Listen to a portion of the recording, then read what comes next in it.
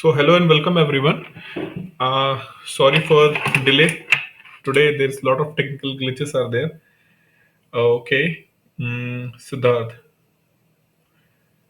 अरे भाई क्या चल रहा है सिद्धार्थ जस्ट क्लास स्टार्ट हुआ there was some issues so that's why some issues was there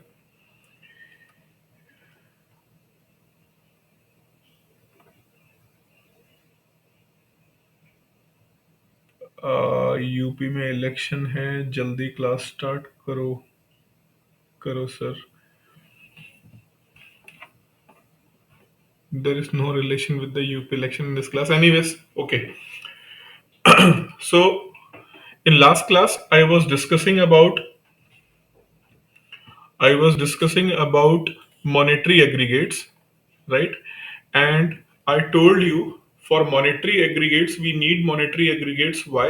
We need monetary aggregates to implement in order to implement monetary policy.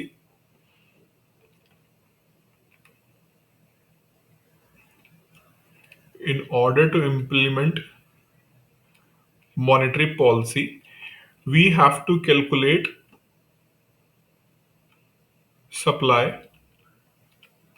of money, right? In order to implement monetary policy, we have to calculate the actual supply of money in the economy, and to calculate the supply of money in the economy, we need monetary aggregates, right? And I have discussed about the old aggregates which was used from 1977 onwards till then. 1997 they were used, and from 1997 onwards we are using new aggregates. We are using new aggregates. Okay, so the new monetary aggregates, they were taken up by Reserve Bank of India in 1998, and since 1998 we are using new monetary aggregates, and these new monetary aggregates they define not only they come in two groups. One is monetary aggregates and other is liquidity aggregates. So, monetary aggregates and liquidity aggregates both are being defined in new monetary aggregates, and this committee was chairman by Dr. Y.V. Reddy. Right. The new committee has also went for four kind of calculation. Earlier committee have M1, M2, M3, and M4. New committee came up with NM0, NM0, NM1, NM2, NM3. And most of the times they are being called as a M0, M1, M2, and M3. Earlier committee has used M1, M2, M3, and M4. That's why new committee has given this nomenclature NM0, NM01, NM2, and NM3. Right? So let's discuss one by one. What is this NM0, NM01, NM02, NM03? Right? So first that is NM0, and most of the times it is called as a M0, right? M0, and when we calculate the M0, it is currency in circulation, means whatever the amount of currency is being printed, coins and currency which is in print or it is being printed, that comes under the category of currency in circulation. Other part is what? Other part is bankers deposit with RBI, and under this CRR, cash reserve ratio. What cash reserve ratio is of bank with RBI, that comes under the category of bankers deposit with RBI, whereas other deposits with RBI basically constitute of what? That is constitute of deposits of quasi-governmental government and other financial institutions including primary dealer. Quasi-government institutions, for example, NABARD, right? So NABARD or any kind of any financial institutions, right, or any government organization which have money or they are collecting the money on government behalf, they comes under the category of quasi governmental organization or any governmental organization under the financial institutions and primary dealer. Those who don't know who are the primary dealer, just briefing you, we will discuss the primary dealers in financial market. When we will take the financial market, we divide the financial market in two parts: capital and money market, right? So primary dealers are those organizations which are authorized by RBI to participate in government securities. Those who are authorized in the selling and purchasing of the government securities, they are known as primary dealer, right? So they are known as primary dealer. Fine. So, deposits of quasi-governmental organization, other financial institutions, including primary dealer, that comes under the category of other deposits with RBI, balance in account of foreign central banks and governments. Right. So, suppose that any amount which foreign means government of India has purchased the security, or RBI as a central bank has purchased the security of any other government. For example, US Federal Reserve is selling their government securities, and that government securities is purchased by either government of India or RBI, that will come under the category of other deposits. Similarly, accounts of international agencies such as IMF. I told you about IMF and World Bank. So IMF and World Bank, government of India has contributed. So whatever the contribution, and from that contribution, whatever the interest is coming, that come in this category, right? So when we discuss about the other deposit, whatever the deposits in international financial organizations, other countries foreign central bank, or other countries government, their deposit, whatever is with the government and financial institutions, not in India but from outside of the world, we have those deposits in our central bank, they come under the category of other deposits with RBI. Okay, so this is M0, right? This is M0. Currency in circulation means whatever the currency is printed till then date, that comes under the currency in circulation. Then bankers deposit, that is CRR, and other deposits. I have explained all these kind of the deposits, right? And after that M0, there is M1, right? So when we are defining M1, it is written here currency with public. Whereas when M0 is being defined, M0 is defined as currency in circulation. So currency in circulation, but when we are defining M1, it is currency with public. So what is the difference between currency with public and currency in circulation? So for your clarity, I have mentioned here the currency in circulation. So whatever currency in circulation, whatever the amount of coins and paper currency is printed by RBI, minus whatever the cash banks do have,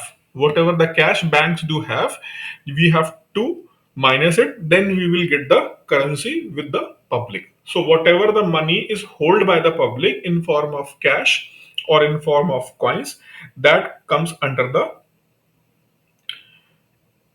that's come under the category of currency with public, right? Because I told many times this thing कि this PDF of this entire topic will be available only when the chapter of monetary policy will be over. I will provide the PDF. I am retreating again and again. I will provide the PDF. If you are in this lecture, please concentrate on this topic. This topic is very important topic, and it is little bit technical topic, right? If you are not able to focus, then you are definitely going to lose this question, either in the form of negative marking, or you are going to leave because you are not able to focus it right now. So please focus on the lecture. PDF and all other kind of the thing, I'm telling you, I will provide the PDF or whatever the question you have, please wait. I will give you an opportunity to raise your question. But right now, please focus on the lecture, right? So, I was telling you about, you must know what is the difference between currency with the public and currency in circulation. So whatever the amount of banknotes or coins is issued by RBI, right, that is currency in circulation, and out of that amount which is with the public, that is currency with public. So when we have to find it out how much currency is with the public, we have to minus whatever the cash is with the banks. Then we can arrive this thing, what is currency with public. So when we are calculating M1, M1 is currency with public, and then after currency with public plus demand deposit with banking system. So our banking system, whatever the demand deposits our banking system do have, that is also added when we are calculating M1. Then other deposits with RBI. So if you will see commonality between M0 and M1, the common thing is what? Both have other deposits with RBI. Both have other deposits with RBI, but whereas M1 is coming with currency with public, M0 is come with currency in circulation, right? And in M1 we have demand deposits within banking system, whereas in M0 we have bankers deposit with RBI. So this is the difference between M0 and M1. So if you will calculate, so this is, if this is M0, then this is M1, right? So M0 is basically showing how much money is in Indian financial system. M0 is showing how much money we do have in our financial system, including foreign currencies deposit in RBI. So everything is added here. Whereas when when we are going to calculate M1, in that case cash with banks is excluded, because M1 is calculated through currency with public, so cash with banks is excluded. Here currency in circulation, but here currency with public. So when M1 is calculated, whatever the cash banks do have in their accounts, it is not included, right? So keep this thing in your mind, कि when M1 is calculated, then whatever the cash banks do have, it is not part of M1. That can be asked in objective question. You have to keep this thing in your mind, कि while calculating M1, there is no cash with bank is included in this calculation. So now, because M0 is representing all money in the system, entire money, including foreign currencies deposit, that is why it is known as monetary base or reserve money issued by Reserve Bank of India and all other money. So M1 is known as monetary base or reserve money. Sometimes there will be the direct question. Sometimes there will be the direct question, which of the following is monetary base? M1, M2, M3 or M0? Answer will be what? Answer is M0 is a reserve money or it is a monetary base, right? Whereas because cash is not included here, so they called it as a narrow money, right? Narrow money. Now let's move towards M3, right? And M3, as per monetary policy committee, means as per the committee which was formed under YV Reddy, they called this as a NM. NM. They used this nomenclature NM, NM0, NM1, NM2, NM3. But in common parlance, in normal literature, economic literature or literature you can find in the newspaper or any online literature, they generally use this term what M0, M1 and M2 and M3. NM1, NM2, NM3 and NM0 is not used. In general, this M0, M1, M2 and M3 is used, right? So you have to keep this thing in your mind. Now we have to calculate M2. So for calculating M2, what they did, they taken M1. For calculation of M2, they have taken M1 rather than M0 is not used, they have taken M1. So what they are going to do while calculating M2, they are going to first add narrow money. And in that narrow money, they are going to add up time liability portion of saving deposits with banking system. Time liability, I told you, when we talk about banking deposits, they are defined in terms of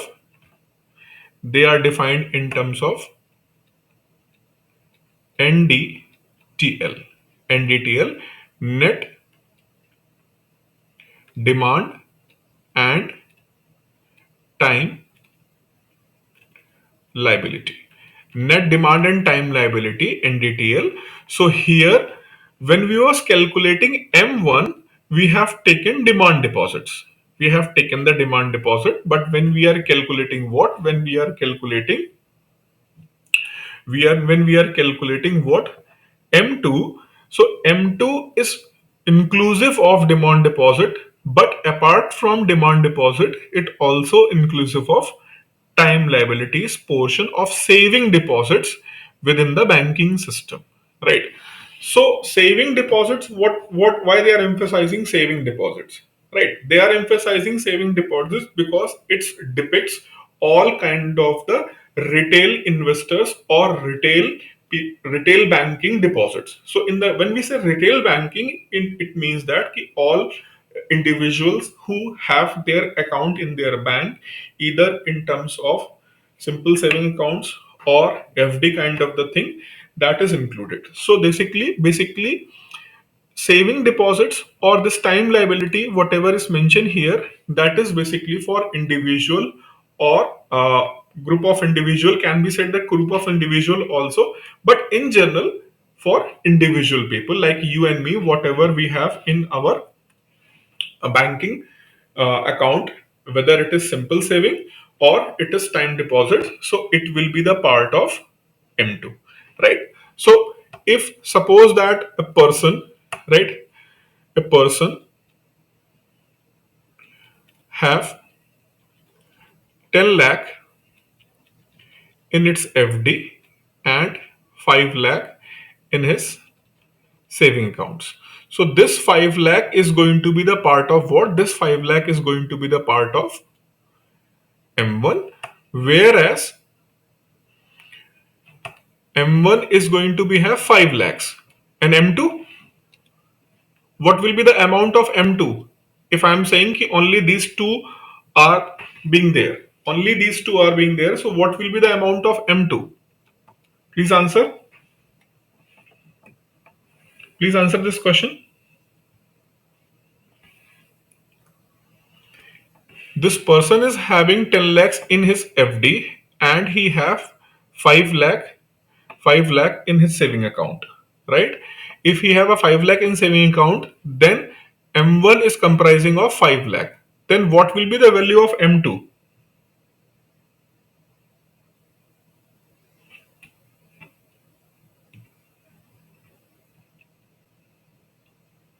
Can anybody answer?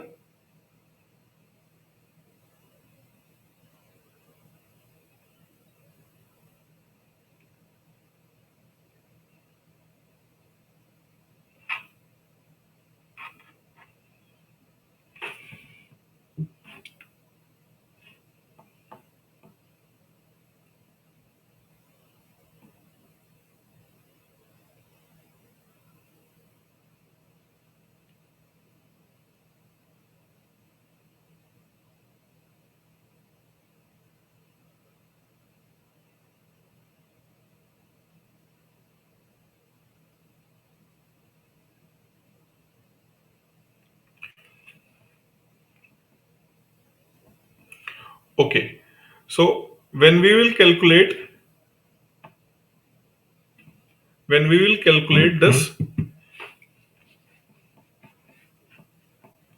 M2, it is going to be 15 lakh. Why? Because M2 is comprised of both M1 plus time liabilities of saving accounts in our banking system. But apart from this time liabilities, certificate of deposit issued by bank plus term deposit of residents with contractual maturity up to and including 1 year within banking system. So so there is a need to understand this thing. What it means by, first of all, certificate of deposit. Then I'll explain you the concept of a resident and their deposit within banking system. But first, understand what is certificate of deposit. So to make you understand about the certificate of deposit, I'm opening another PDF here, and this PDF explains about certificate of deposit. Right? It is an instrument which is used against the funds deposited in bank for a specific period. For a specific period, we can use this certificate of deposit, and RBI do issue the guidelines for this one. What it is, right?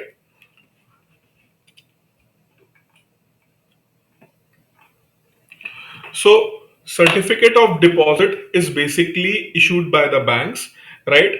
And that banks who can issue the certificate deposit, they must follow the eligibility criteria given by whom?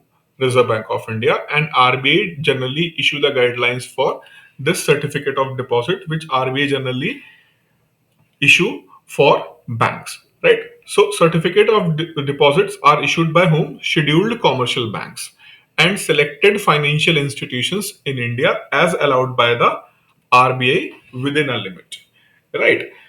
So certificate of deposits sometimes, uh, uh, commercial companies or those companies who have good reputation, they need money and they want to earn some money. For that purpose, this certificate of deposit was started by the Reserve Bank of India, and under this scheme companies can get this certificate of deposits from the bank, right? So first let just complete this thing. I'll elaborate further from here, right? So certificate of deposits can also be issued to the non-resident Indians, but non-repairable basis. So here just one thing: terms deposit of residents. When we are calculating M2, we are calculating term deposit of residents with contractual maturity, right? And certificate of deposit issued by banks. So when the certificate of deposit is issued, it can be issued with, to whom? Resident as well as non-resident. So certificate of deposit said that it can be issued both, it can be issued to both resident as well as non-resident Indian, right? So when this monetary aggregates we are calculating, we are not bothered with whom this certificate of deposit is issued. But when we are calculating term deposit with contractual maturity up to 1 year, we are concerned with what? It must be issued to whom? It must be issued to resident, right? So certificate of deposit is an instrument which issued by scheduled commercial banks and financial institutions to highly reputed commercial companies, right? For a significant time, that is up to 1 year, it is being issued. Actually, certificate of deposit is an instrument of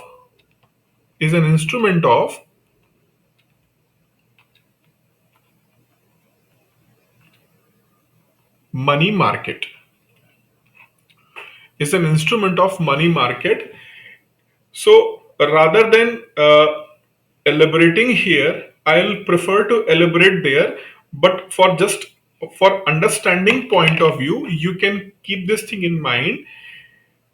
Certificate of deposit is a kind of instrument issued by banks to highly reputed firms for the purpose of lending as well as deposit. Right? How it works, rest of the thing we will discuss in the money market there, because apart from the certificate of deposit, commercial papers and other money market instruments will be there. So it will be better to discuss that certificate of deposit there rather than here. But for your just understanding, I have explained what is certificate of deposit. It's a paper, right, issued by banks and some other financial institutions allowed by RBI to highly reputed corporate firms. Right? This thing, just keep this thing in mind right as of right now. Then just move towards what? Term deposit of the resident. Right? Term deposit of the residents with contractual maturity up to 1 year or 1 year. Up to 1 year means what? It can be of 30 days, it can be of 300 days, and it can be of 365 days also, right? Or even 364 days, right? So all contractual maturity up to 1 year, including 1 year, all these kind of the term deposit issued by residents is included here. Again, all these term deposits are actually the instruments of money market. We will discuss in the money market. As of now, you just keep this thing in your mind कि whatever the term deposit which have the maturity of up to 1 year and 1 year, they are term deposits. They are issued by the banks, right? They are issued by the banks, but issued to whom? Residents. They are part of M2. They are part of M2. M2. So now what is the difference between M1 and M2? M1, first of all, it comprises of currency with the public plus demand deposit within the banking system and other deposits with RBI. Whereas M2 is bigger than M1. Why? Because M2 is already have M1. So all kind of the liquidity which is in the M1, it is already included in M2. Plus, apart from M1, it also includes time deposits,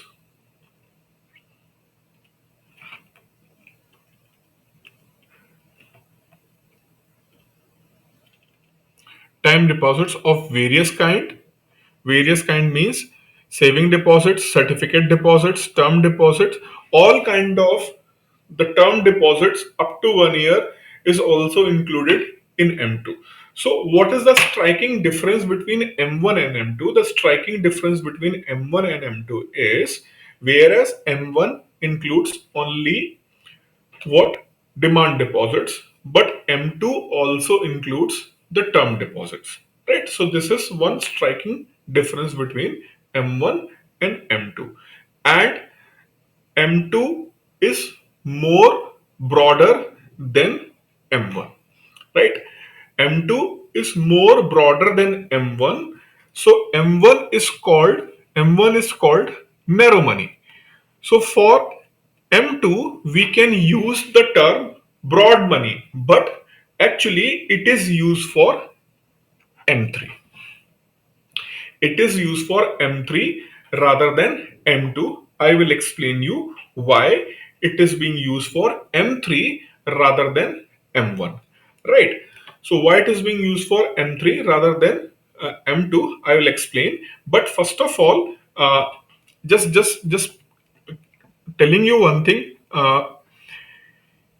When we calculate M2, we includes all term deposit with banking system.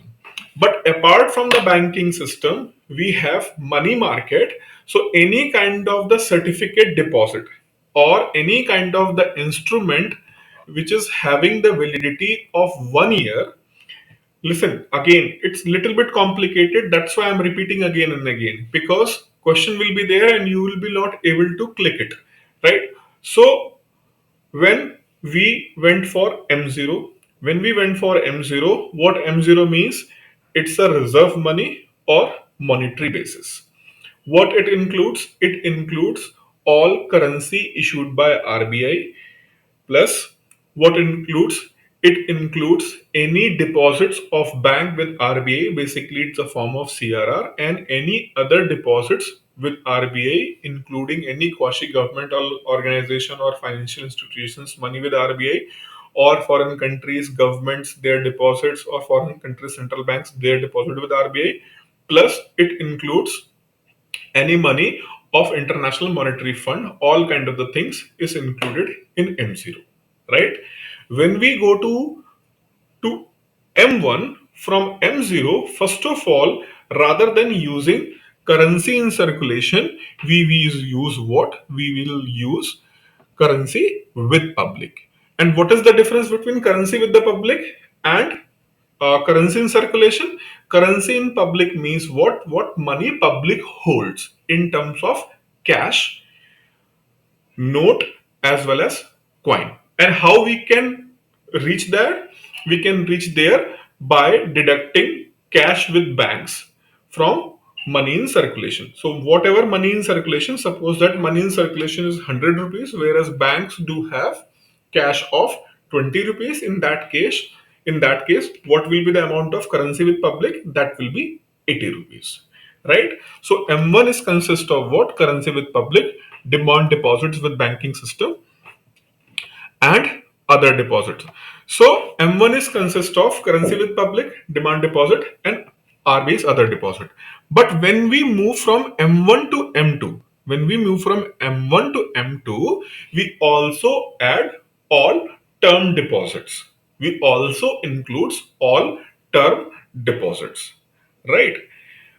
Fine. So just for in comparison, here in the old system, here in the old system, when we calculated M3, when we calculated M3, that is having M1 plus time deposit with banking system. When we have calculated M2, it is having M1 plus saving deposits of post office. So actually there M2, the old system's M2 emphasize on demand deposits, emphasize on demand deposits, and here M3 is emphasizing demand plus time, right? Demand plus time. Whereas in the new system, in the new system, what is happening? In new system, M2 is emphasizing not only time deposit, not only time deposit with banking system. Here, please focus. Here, banking system. So when the old monetary aggregates was there, only banking system was in focus. Only banking system was in focus.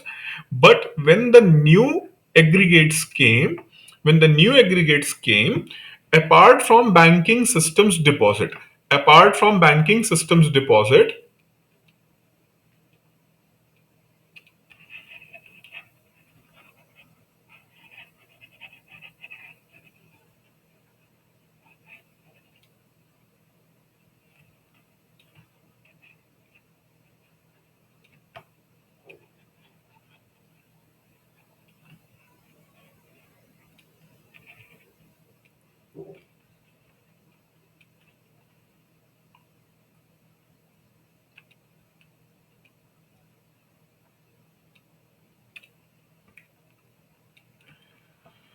so in old system was focusing on only banking system,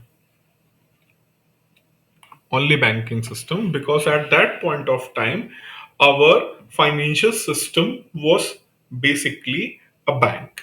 Our financial system was basically bank. our other part of financial system where the financial market is also a large part, so that was not as large at that point of time in 1970s. But when we have opened our economy in 1990s, so gradually there is a expansion, an exponential expansion within 4 or 5 years in our financial system, especially in our financial market, right? Especially in our financial market. So that is why when in 1998 committee was calculating this aggregates, they they thought that it is important to calculate other liquidity apart from banking system. So that is why when they started calculating M2, they have included banking system plus these instruments which are basically instrument of money market,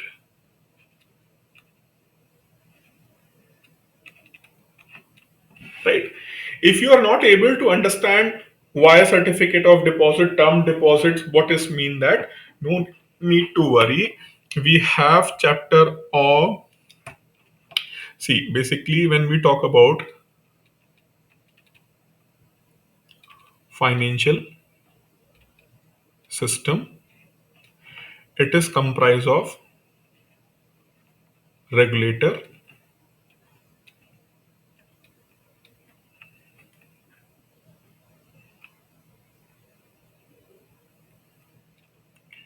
institutions, companies, institution or companies, and market. So till then 1970s. So regulator here, who is regulator? RBI, SEBI, right? RBI, SEBI, IRDA, PFRDA, they are regulators, right? Whereas institution, banks, NBFCs, NBFIs, non-banking financial companies, non-banking financial institution, and banks, right?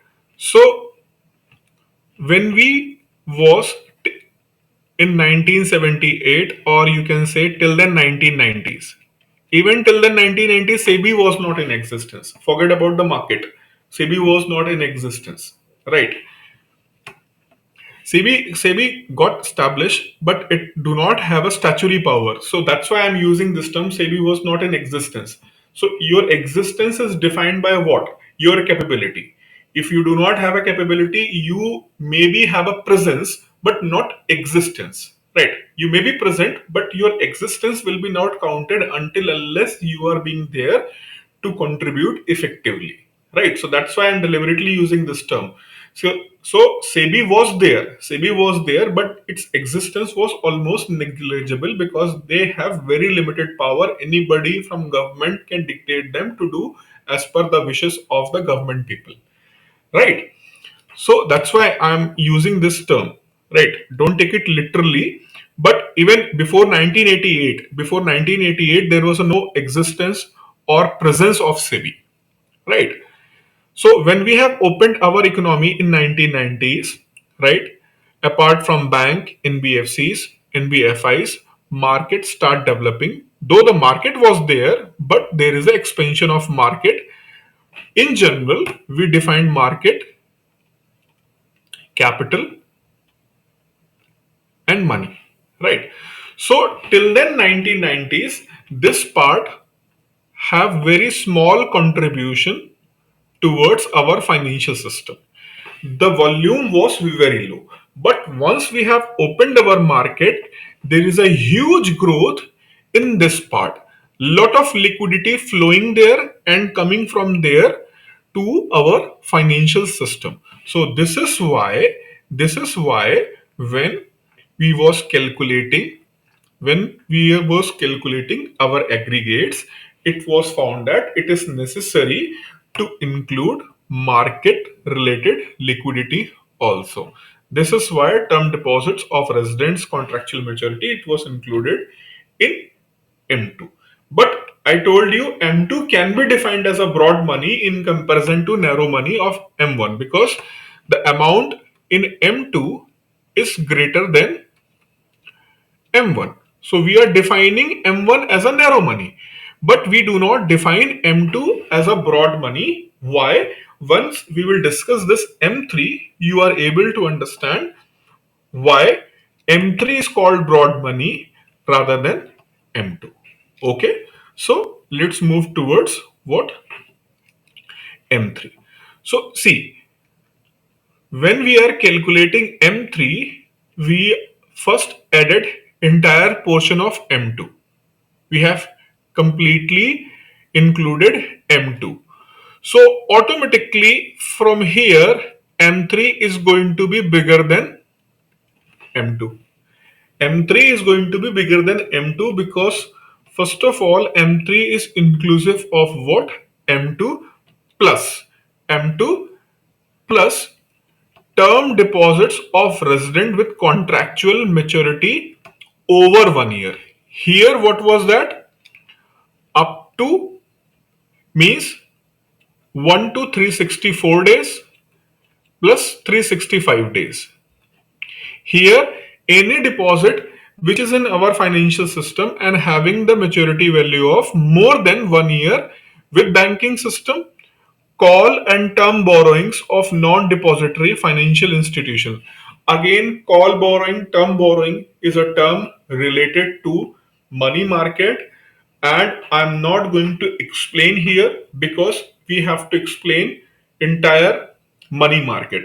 So for right now, please just memorize it. Once I will deal the money market, I'm again going to brief you about these aggregates. But as of now, you have to just memorize it, right? And this is why I do not give the PDF in the beginning. The reason is what? It's very dynamic. It's very dynamic, and once you have the PDF, you will read the PDF. I told you there is no need to focus on this thing right now. We will understand what exactly it is. We are going to understand when we will discuss what? When we are going to discuss our financial market and money market. There we are going to understand it. But if you have PDF, it is going to bother you, right? It is going to bother you every time. So this is why I always believe that first let's explain each and everything to the students, then provide the PDF.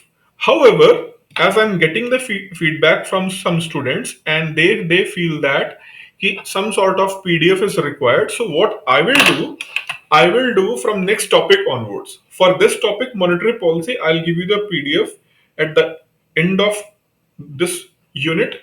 But from next lecture onwards, I'll give you the PDF side by side, and like I'm writing here, I will mention there also we will discuss there. We will discuss there in the handwriting because PDF is generally going to be in the printed form. But some annotations I'm going to mention. For example, if I'll provide the PDF, I will mention here what we will understand this part in the chapter of money market, right? Financial market, and in the financial market, in the money market, we are going to discuss this thing. Fine. So okay, come back to this point. M3, and I was telling you M3 is inclusive of M2 plus it is also going to include all term deposits with resident with contractual maturity of over 1 year with banking system, call and term borrowings of non-depository financial corporations by the banking system, right? So actually what M3 is doing, M3 is going to have this entire money plus whatever the money is circulation here. All money which is here, all money which is here, it is going to be under M3. It is going to be under M3, and that is why M3 is considered as broader base in comparison to M2. So we have defined M0 as a monetary base or the reserve money. We defined M1 as a narrow money, right? Now, when we move towards M2, we thought that okay, if we are defining M1 as a narrow money, why we should not define M2 as a broad money? But when we went to M3, we found that M3 is even larger base than M2. So that is why rather calling M2 as a broad money, we defined M3 as a broad money. Right? This question is being asked n number of time in the exam. N number type of the exam, RBI, SEBI, or all PO exams or clerical exams, they do ask this question regarding M0, M1, M2, and M3, broad money, narrow money, reserve money. Right? They do ask this thing. So, what principle you have to put in your mind is, right? Number one, there is a reserve money. Number one, there is a reserve money. Right? Just forget about PDF. Just forget about this PDF. And listen me very carefully. There is four aggregates. First is M0 and it is defined as reserve money or monetary base, right? M0, reserve money and monetary base. What it have, right? In this M0, we will use all currency in circulation. We will use all currency in circulation, right? And any money with RBI. Currency in circulation, and apart from currency in circulation, if RBI have any money, then we are also going to use it in M0, right? This is M0. When we are going to calculate M1, we will include what money? Public money,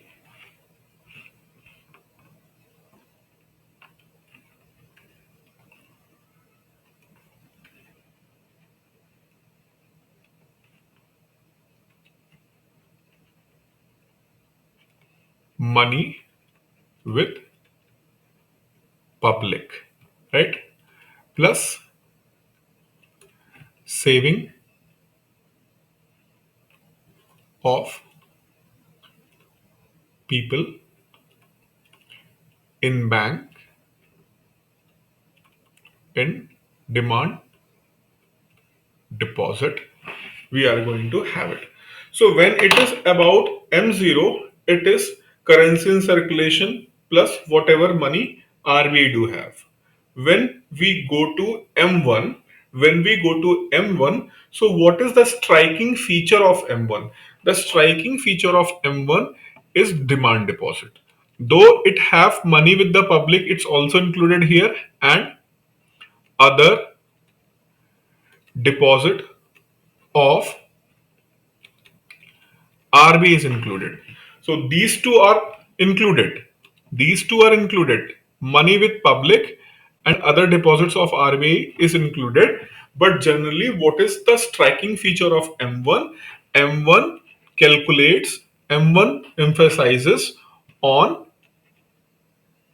demand deposit. M1 emphasizes on demand deposit. When we go to M2, it not only emphasizes demand deposit. Why? Because M2 is already inclusive of M1, but it also includes time deposits. So what is the striking feature of M2? It includes all time deposit within banking system, and apart from banking system, if some money is circulating in our financial market and having the maturity of up to 1 year or 1 year, that is part of M2. But when we go to M3, When we go to M3, it comprises of plus M2 plus any money which is circulating in our financial market and have the maturity value of even more than 1 year. That is also included. Right. So these are some few important factors you should keep in your mind, because it's little bit technical, or you can say complicated, to understand this thing without without having understanding of money market. Right, it's little bit complicated or difficult, but as of now, because it's not possible to open the entire money market to make you understand only these few definitions. Right, so as of now you have to keep this thing in mind. What M0 is money related to RBI. M1, it is focuses it focuses on saving deposits in terms of demand deposit.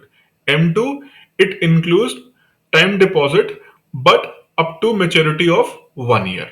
Whereas M3, it includes demand deposits, time deposits, plus any deposit in our financial system which is having maturity value of more than 1 year. So all these things are included in M3. And this is why, see, it is written here, M3 captures the complete balance sheet of banking sector, and that is why it is known as broad money. So all banking sector, including financial system, all of this money is included.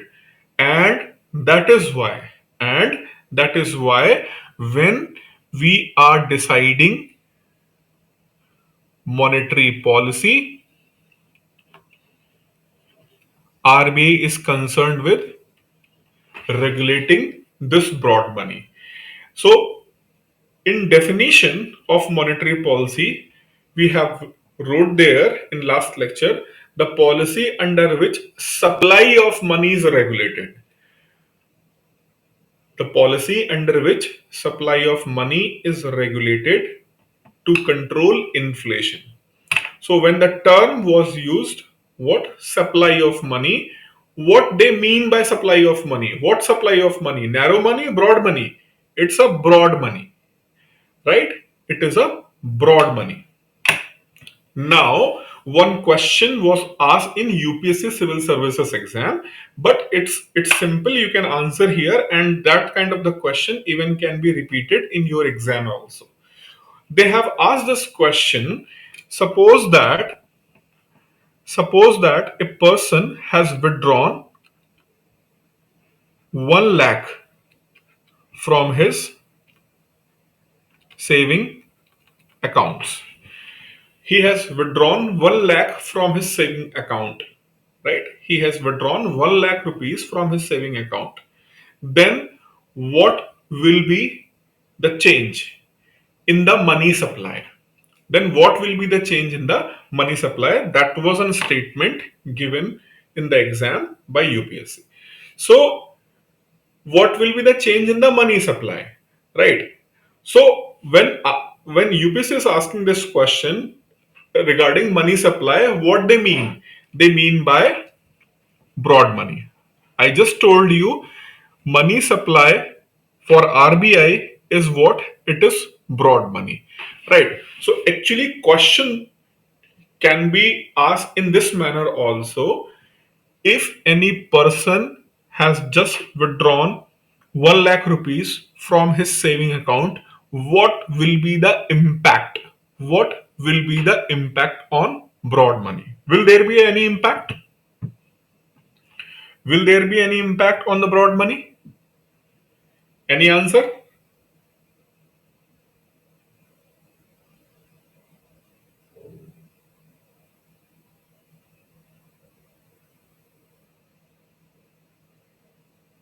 Anybody?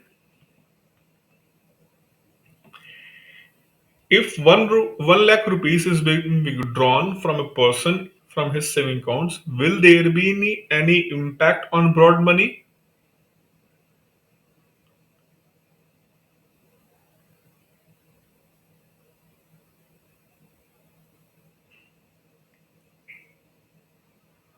No answer? Okay, I'll answer. There will be no impact. Why there will be no impact? There will be no impact. Why? Because when he withdrawn money from bank to bank from his account, and he withdrawn in the form of cash. So form of cash with the public, the form of cash with the public is part of currency with the public, and currency with the public is a part of M1, and M1 is already part of M2, and M2 is already part of M3, right? So that money which was in the deposit account but it went to the public, that person, in the form of cash, so still it is there, and there is no change in the money supply. So money supply will be remain same question can be turned into this manner: ki person has 1 lakh rupee cash and he has deposited this money in his saving accounts. He has deposited his money in his saving account, right? So what will be the impact on broad money? What will be the impact on money supply? So earlier that 1 lakh was part of currency in circulation, right? Sorry, currency with public. That 1 lakh rupees was with public. Why? He was holding in the form of cash, but he has deposited this money where? He has deposited this money in his saving accounts. So that 1 lakh rupees from currency with public minus 1 lakh, and that 1 lakh goes to demand deposit within the banking system. So M1 will be remain same. And if M1 will be remain same, then definitely what? Then that M1, if M1 will be remain same, then definitely broad money is also going to be remain same, right? Broad money is also going to be remain same there. So there will be no change in the money supply. Fine. So this is why M3 is significant for understanding the proper system and changing the money supply, right? And when I was explaining you about difference between money and liquidity, right? Money and liquidity, and I told you liquidity is defined in terms of degree: high degree of liquidity, low degree of liquidity. So all this money which we are discussing here is having high degree of liquidity, is having the high degree of liquidity, and in general, high degree liquidity money is going to impact money supply. But low degree of liquidity is also constitute an important part. So this is why this second committee not only went for this monetary aggregates, they also go for liquidity aggregates. They also went for liquidity aggregates, but in general, in the most of the exam, they are not asking. It's a little bit too deep, but maybe they can dive there. So we must know about this thing, right? So liquidity aggregates are defined in L1, L2, and L3, which includes selected items of financial liability of non-depository financial corporations such as developmental financial institutions and non-banking financial companies accepting the deposit from the public apart from the post office. So when this M0, M1, M2, M3, right, these were calculated, we have not included the money which is with what? Which is with non-banking financial companies accepting deposit from the public. We have not included there, but here we are including, and we are including NM3 plus all deposit with post office saving banks. All deposit with post office saving banks, and deposit with post office saving banks is having low degree of liquidity.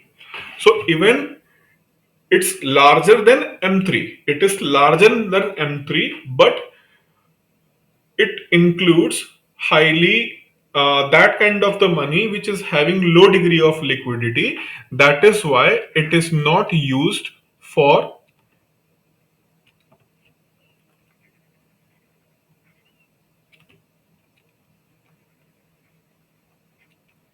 money supply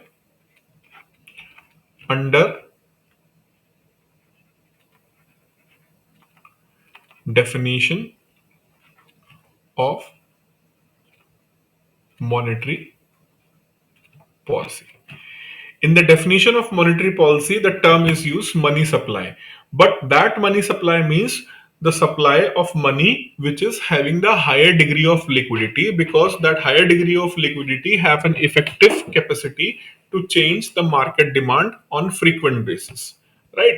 So that is why this L1, L2 and L3 is not being used. Right? But for your understanding, I'm telling you here L1 is comprising of post office, whereas L2 is going to have L1 plus term deposit with lending institution and refinancing institution plus term borrowings by financial institutions and certificate of deposits issued by financial institutions. So any kind of the financial institutions for NHB or any kind of the financial institutions in the system, their deposits is going to be included. And when finally when we will go for L3, it is having L2 all this thing plus public deposit by non-financial companies. Non-financial, non-banking financial companies have restriction to accept the deposit. Right? They have restrictions to accept the deposit, and in general, they are not allowed to take demand deposit. In general, they